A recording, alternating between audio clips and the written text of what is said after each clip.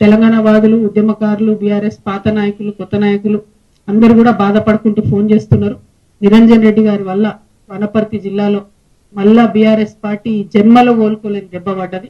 ఆయన చేసిన అవినీతి, ఆయన చేసినటువంటి అన్యాయం, ఆయన బీసీల మీద పెట్టినన్ని కేసులు, ఆయన ఉద్యమకారుల మీద పెట్టినన్ని కేసులు, ఇవన్నీ ఒక్కొక్కరు చెప్పుకొని కళ్ళలో రక్తం వచ్చేటట్టు ఏడుస్తున్నారు.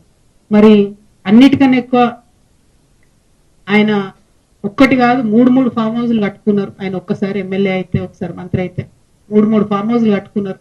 కట్టుకుంటే సరే కష్టార్జితం మీద కట్టుకున్నాడో, తన పిల్లలు పంపిస్తే కట్టుకున్నా అని ఆయన చెప్తున్నాడు. ఇబ్బంది లేదు, కానీ అందులో అసైన్ భూములు ఉన్నాయని చెప్తున్నారు. అందులో ఆర్డీఎస్ కోసం సేకరించినటువంటి భూములు ఉన్నాయని చెప్తున్నారు. మొత్తానికి మొత్తం కృష్ణా నది కంప్లీట్ గా ఒక కాలువ అంతా మీ ఫామ్ హౌస్ లకి వెళ్ళిపోతుందని చెప్తున్నారు. దాని మీద మరి ఎందుకు ఇప్పుడు కాంగ్రెస్ గవర్నమెంట్ ఎంక్వైరీ చేస్తలేదు? ఏం అండర్స్టాండింగ్ ఉన్నది? 101%. మరి నిరంజన్ రెడ్డి గారు చేసినటువంటి అవినీతి కేసీఆర్ గారికి తెలియదా? లేకపోతే ఈ అవినీతి పైదాకా పోకుండా హరీష్ రావు గారు కాపాడినరా? ఈ అవినీతి పైన తెలిస్తే కేసీఆర్ గారు నిరంజన్ రెడ్డికి టికెట్ ఇవ్వరని చెప్పి కాపాడినరా? ఇప్పుడైతే మీడియా ద్వారా నేను కేసీఆర్ గారి దృష్టికి తీసుకెళ్తున్నాను. ఇక్కడ ఏ ఒక్క చిన్న పిల్లగాని కదిలిచ్చినా కూడా గొల్లు అని చెప్పి ఆయన అవినీతి గురించి చెప్తా ఉన్నారు. ఘోరాతి ఘోరమైన అరాచకాలు జరిగినాయి ఇక్కడ. ఇట్లాంటి నాయకుల్ని ప్రజల మీద రుద్దడం ఎందుకు? ఉద్యమకారులను ఇబ్బంది పెట్టడం ఎందుకు? దయచేసి ఇట్లాంటి మనుషులు ప్రజా జీవితంలో ఉండకూడదండి. ఇంకా ఈయన మనిషి, ఈ పెద్ద మనిషి మా తండ్రి ఏజ్ ఉంటాడని ఆయన ఇన్ని రోజులు ఏమనలే నేను. ఈయనేందో ఈమె పుచ్చు వంకాయ సచ్చు వంకాయ అనేదో మాట్లాడుతున్నట. నిరంజన్ రెడ్డి గారు, మీరు మా తండ్రి వయసులో ఉన్నారు కాబట్టి చాలా మర్యాద ఇచ్చి ఈ అంశాలన్నీ చాలా గౌరవంగా చెప్తున్నా నేను. మీరు అక్కడ లోకల్ ఎంఆర్ఓ ఆఫీస్ కాలబెడితే కూడా చూసుకుంటూ ఉండిపోయారట. మరి అది ఒకవేళ నిజంగా కేసీఆర్ గారికి తెలిసి ఊరుకుంటే మాత్రం 100% అది తప్పు అవుతుంది, అది కరెక్ట్ కాదు. ప్రజలు మంచి తీర్పు ఇచ్చారు. ఇంకా బీభత్సమైన మెజార్టీతో కొట్టేది ఉండే మిమ్మల్ని. ఇంకొకసారి నా మీద ఎటువంటి మాట్లాడితే తండ్రి వయసు అని కూడా చూడము, పిచ్చిగా మాట్లాడితే పుచ్చలేసిపోతా చెప్తున్నాను. సిన్సియర్గా, సీరియస్గా ప్రజల సమస్యల మీద మాట్లాడుకుంటూ తిరుగుతుంటే ఎందుకంత భయం అవుతుంది మీకు? మీరు అంత తెలివితేటలు ఉన్నోళ్ళు అయితే, అంత గొప్పోళ్ళు అయితే, కేసీఆర్ గారు మీకు వ్యవసాయ శాఖ మంత్రి ఇస్తే ఎంత పని చేయాలి కాన్స్టిట్యున్సీకి? ఇట్లా పీడించుకొని తింటారా? ప్రజల రక్తం తాగుతారా మీరు? దేవుడు మాన్యాలు తింటారానే ఎవరన్నా?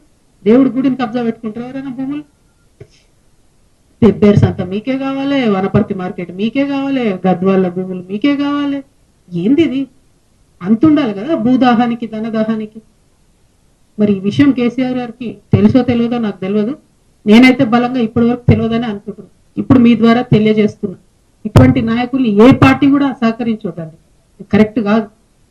అరే ఒక్కొక్కరు విషయం చెప్తుంటే 32 మంది బీసీ బిడ్డల మీద కేసులు పెడతారండి.